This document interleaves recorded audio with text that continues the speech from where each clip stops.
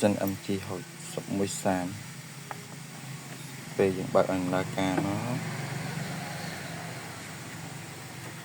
អាហារទៅដើរ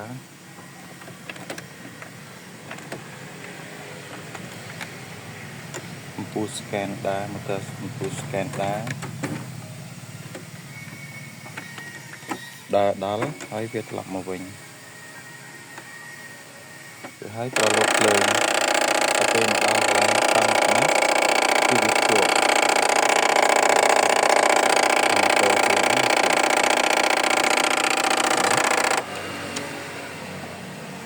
់ហើយទៅមកវាចេញលេខកូដ5000គឺកាំងអំពូល motor scan កាំង scanner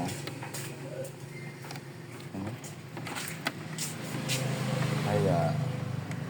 ហេតុវាដល់តង់មានតែវាខុសតង់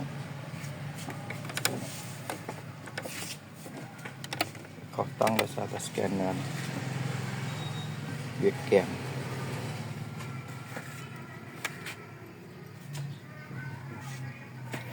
ចឹងដែលខាងនៃការដោះស្រាយគឺយើងមានអីមានបិទបើកច្រើនដងហើយឬក៏ដោះបើនេះដោះលាង motor scan ដាក់ប្រេងមានវាស្អាតដល់ត្រង់នៅពេលវាមកដល់ហើយវាត្រូវមានសើបន្តិចឡងចេញមកវិញហើយត្រឹមចូល up ទៅវិញបានវាដើរតែនេះវាចូលដល់ up ហើយអត់ឡងមកវិញវាគេជាប់ហ្នឹងវាខុសតង់បន្តិច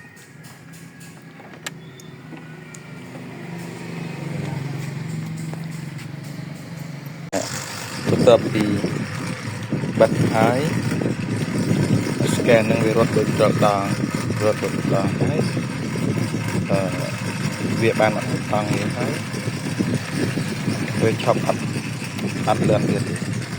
វាស្អាតតែពេលមកវាដំណើរការរត់តាមដល់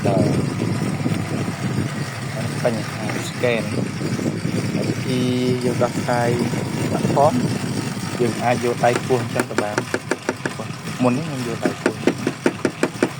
ញ្ចឹងទៅវាមានសើបន្តិចជួយទាញឲ្យវាដើរត្រូវតង់វាវិញដំណើរការនេះដំណើរ